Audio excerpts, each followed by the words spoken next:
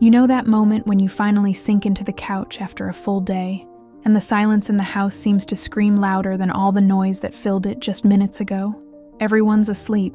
The kitchen is, at least for a few hours, clean, and you sit there, staring at nothing, feeling something strange in your chest. It's not exactly sadness. It's not just tiredness. It's something deeper, almost indescribable. It's like you've run a marathon, but when you cross the finish line, you realize there's another marathon tomorrow, and another the day after, and there's no medal at the end, no applause, just another day exactly like this one waiting for you. Let me ask you something. When was the last time you felt truly seen? Not admired for having an organized home or praised for managing everything, but deeply seen, known, understood, even in the parts you hide from everyone, even from yourself. Because here's what I've discovered and need to share with you today. The place where you feel most invisible might be exactly where God is closest. That emptiness you feel, it might be the space He's creating to reveal Himself in a way you've never experienced before.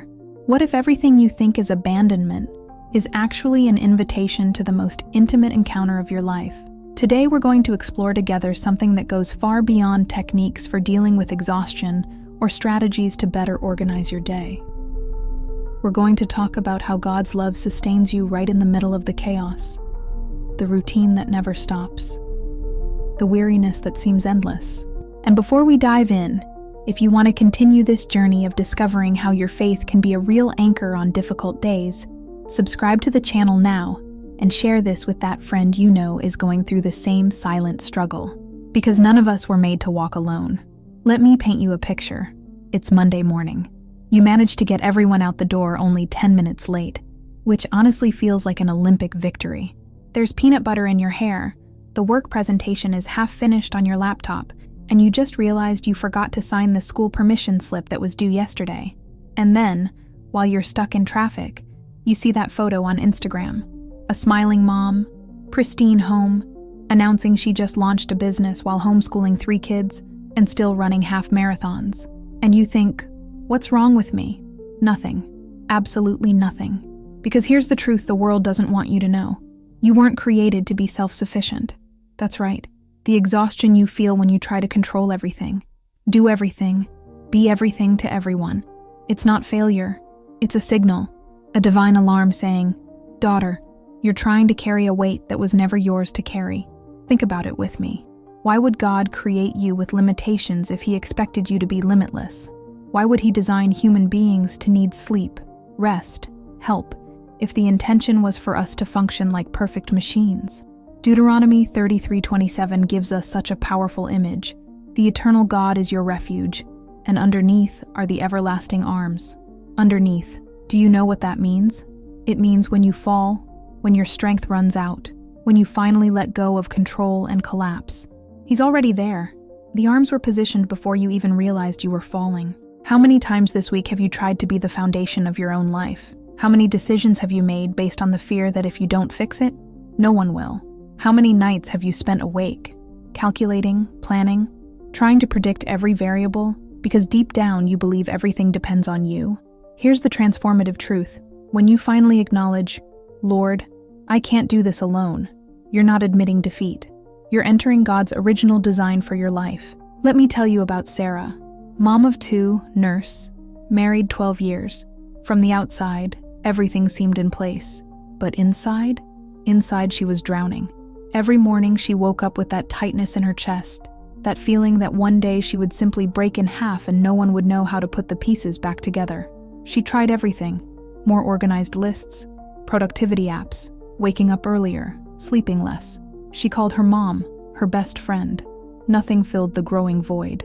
Until one ordinary Tuesday, while folding what felt like the 100th load of laundry, something broke inside her.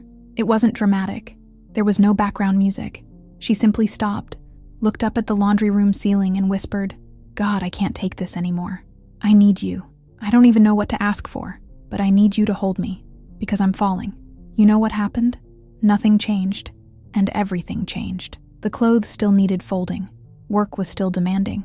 The kids were still kids, but something shifted inside her. For the first time in years, Sarah wasn't trying to hold the world on her shoulders. She had released the weight. Psalm 62:8 says, "Trust in him at all times, you people. Pour out your hearts to him, for God is our refuge." Pour out. That's not a delicate word, is it? It's not present politely, or organize your thoughts first. It's pour out. Like when you tip over a bucket full of water and everything comes out at once, unfiltered, uncontrolled. God doesn't need you to edit your prayers. He doesn't need the presentable version of your fears. He wants the chaos, the mess, the raw desperation. Lord, I'm scared. Father, I don't know what to do. God, I'm exhausted and I don't see a way out. These prayers, which often seem too weak, too small, are exactly the ones that open heaven. You know why?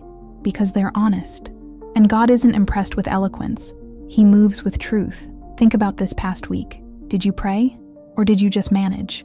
There's a huge difference between managing your life, asking God to bless your plans, and surrendering your life, trusting that His plans are better than anything you could architect. How about we try something different? Tomorrow morning, before you grab your phone, before you make coffee, before you start the mental to-do list, what if you stopped and simply said, "Lord, today I choose to trust. I don't know what's coming, but I know who holds my today and my tomorrow." Just that. 7 seconds that can redirect 24 hours. Have you noticed how in literal storms, everyone runs inside? We close doors, windows, we take shelter. No one stays outside trying to control the wind. That would be ridiculous, wouldn't it? And yet, when life's storms hit, what do? We stay out there, trying to hold the trees, control the wind's direction, stop the rain from falling. Rebecca learned this the hard way. Marketing executive, mom of 3, she had her life mapped out with military precision, until her husband lost his job. The same month they discovered their middle daughter needed specialized therapy. The same month the car broke down. A perfect storm. Rebecca did what she always did. Activated solution mode. Spreadsheets, calls, research. She was going to fix everything. She had to fix it. After all, if she didn't fix it, who would? 3 weeks later, she was on the bathroom floor at 2 p.m, having what she could only describe as a complete breakdown. And it was there, on the cold tile floor, between sobs coming from a place she didn't even know existed, that she finally stopped fighting the storm. God, I can't. I just can't. And you know what she heard in the silence that followed?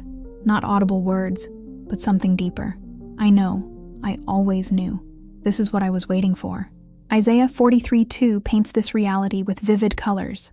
When you pass through the waters, I will be with you. And when you pass through the rivers, they will not sweep over you. When you walk through the fire, you will not be burned. The flames will not set you ablaze. Do you see?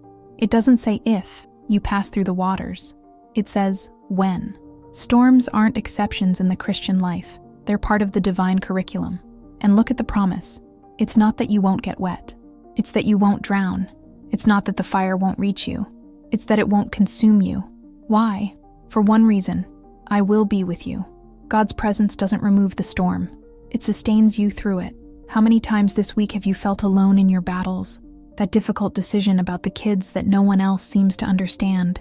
That financial worry that wakes you at 3 a.m.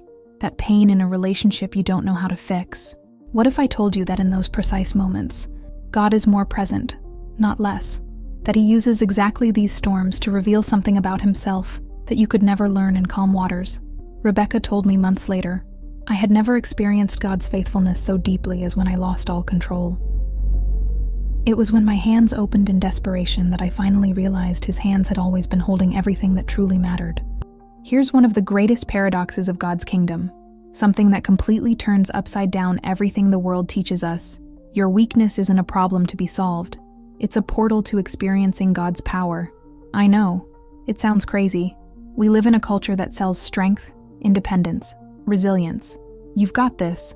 Be your best self. Never give up. And all of that has its place, but it becomes poisonous when it makes us believe we need to be strong enough not to need God. 2 Corinthians 12:9-10 gives us this radical truth. My grace is sufficient for you, for my power is made perfect in weakness. Therefore I will boast all the more gladly about my weaknesses, so that Christ's power may rest on me. That is why, for Christ's sake, I delight in weaknesses, for when I am weak, then I am strong. Read that again slowly. Paul, one of the giants of faith, says he boasts in weaknesses. He delights in them. Not because he's a masochist, but because he learned the secret. It's precisely in the emptiness of our inability that the fullness of God's power manifests. Think of an electrical outlet. It only works when there's empty space for the plug to go in, right? If you try to connect a plug into an outlet that's already occupied, it doesn't work. Similarly, when we're full of ourselves, our resources, our self-sufficiency, there's no room for God's power to flow. But when we acknowledge, Lord, I'm empty, I have nothing to give, my patience is gone, my wisdom is insufficient, my strength is depleted, that's when the outlet is free. That's when divine power finds space to operate. Lisa, a single mom of a boy with special needs, told me something I've never forgotten. I used to pray asking God to make me strong enough to handle everything, until one day I changed the prayer. Lord, I'm too weak, be my strength, and everything changed.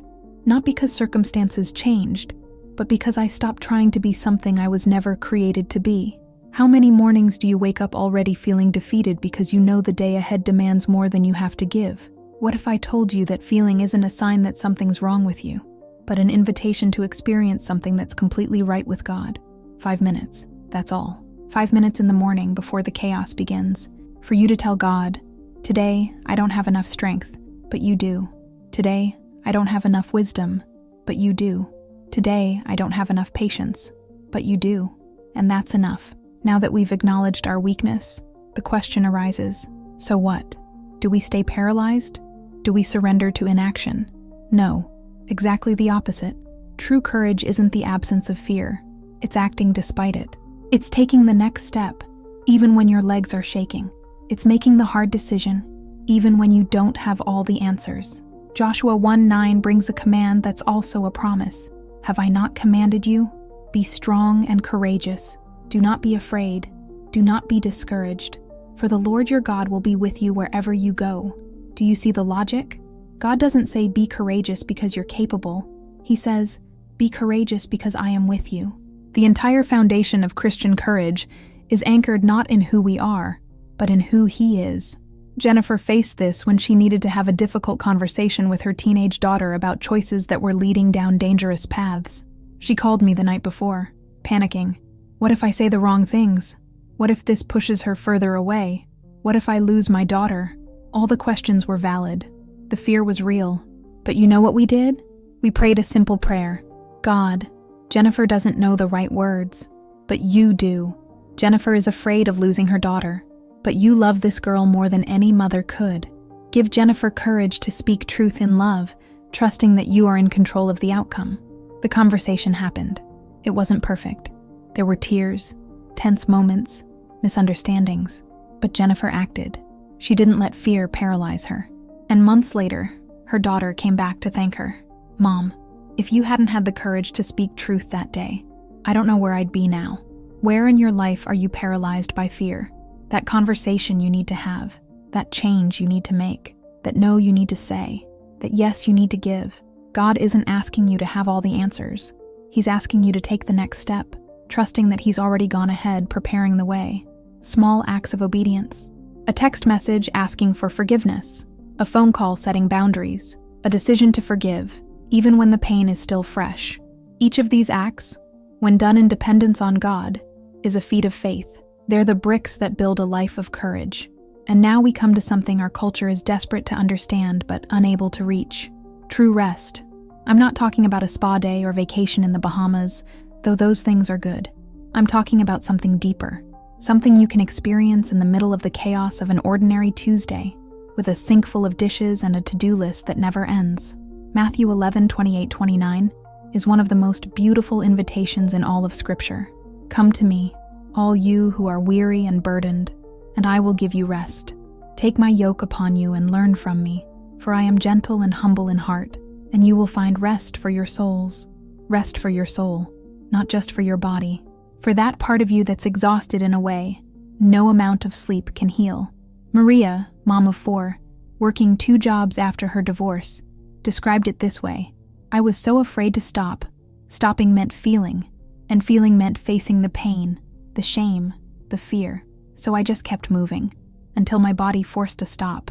I got sick, really sick, in a way that made me stay in bed for 2 weeks.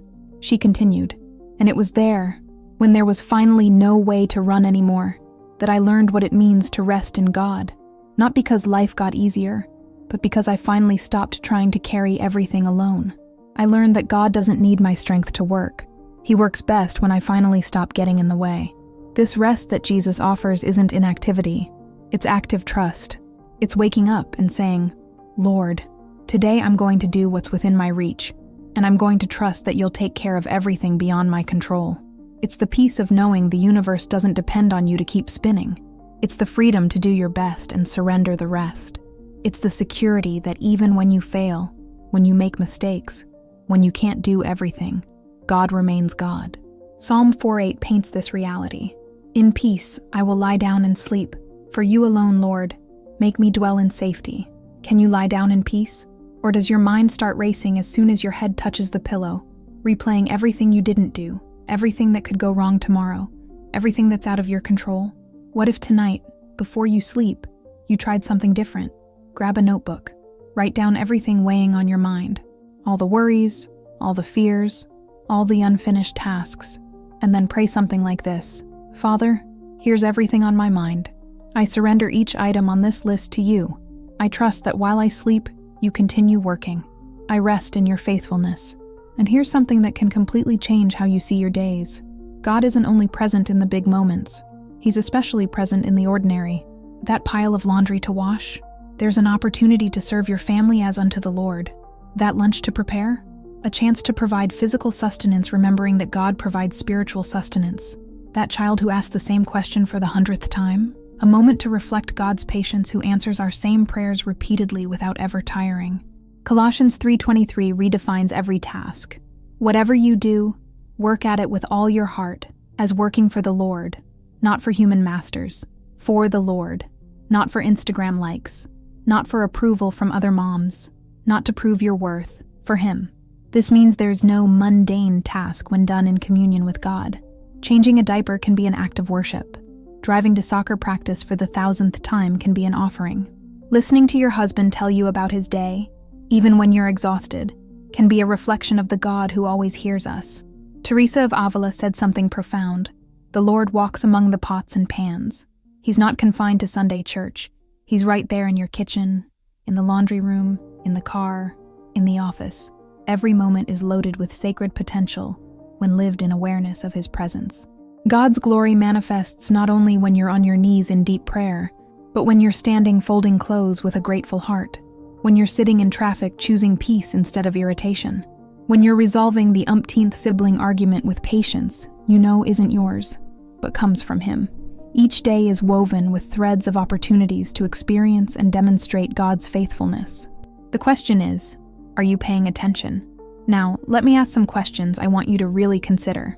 How will you live differently tomorrow after everything we've talked about today?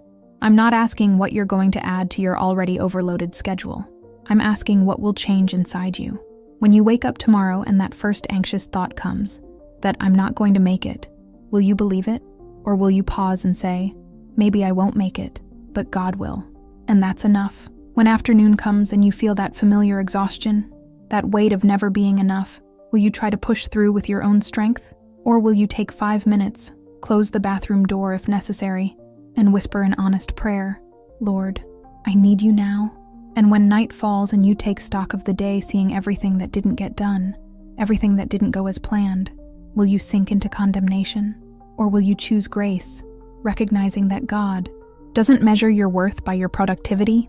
Your choices matter, not because they determine God's love for you, that never changes, but because they determine how much of that love you'll experience in your daily life. Every moment you choose to trust instead of control, you're weaving a pattern of faith that will sustain you in future storms. Every time you choose to rest instead of trying to be self-sufficient, you're building a foundation that won't crack when pressure comes. Think of it this way. Imagine your life as a tapestry being woven. Each day is a thread, and now you have a choice about what kind of tapestry you're creating. One woven with threads of anxiety, control, and exhaustion, or one woven with threads of trust, rest, and dependence on God? And here's the best part. It doesn't matter how the tapestry looks now. God is a specialist at taking tangled threads, wrong colors, poorly made sections, and transforming it all into something beautiful. Romans 8:28 promises this, "And we know that in all things God works for the good of those who love him, who have been called according to his purpose." All things, even the mistakes, even the bad days, even the failures. God is weaving something glorious with every thread of your story, even those you think ruined everything. So here we are, you and I, coming to the end of this conversation. But actually, this isn't an ending. It's a beginning. You have a choice today. The same choice that will be before you tomorrow and every day after. You can try to keep carrying everything alone, struggling, striving, trying to prove you're strong enough. Or you can do something radically different. You can open your hands, release control, and trust that the everlasting arms of God are already underneath you, ready to hold everything you feared letting fall. This isn't weakness. This is the bravest thing you can do. My prayer for you today is simple, that you experience in a real and profound way God's sustaining love, not as a theological concept, but as lived reality, that in the next 24 hours, in at least one moment when you feel overwhelmed, you pause and realize, He is here, He is holding, I am not alone, and that this realization, this encounter with the living presence of God, transforms not just how you feel, but how you live, that it brings renewal to your weary soul, hope to your heavy heart, and strength to your faltering steps. Because in the end, it's not about you managing to do everything. It never was. It's about discovering that the one who can do immeasurably more than we ask or imagine is already doing it for you, through you, and in you. And in that discovery, you finally find the peace that surpasses all understanding. The everlasting arms of God are underneath you right now, at this very moment. You are being sustained by a love that doesn't fail, doesn't give up, doesn't grow weary. And tomorrow, when you wake up, those same arms will still be there, and the day after, and the next. You are not alone in this journey. You never were. Now I'd like to hear from you. Which part of this conversation touched your heart most deeply? Was it recognizing you don't have to be strong alone? Was it discovering that God uses precisely your weakness? Was it permission to finally rest? Share in the comments what your moment of connection was. Your story might be exactly what another mom needs to hear today. And if this message arrived at a moment when you needed to hear it, don't keep it to yourself. Think of that friend, that coworker, that cousin who's also struggling in silence. Share this video with her. Sometimes the greatest gift we can give someone is the reminder that they're not alone. Until our next conversation, may you walk today knowing you are held by a love that never fails.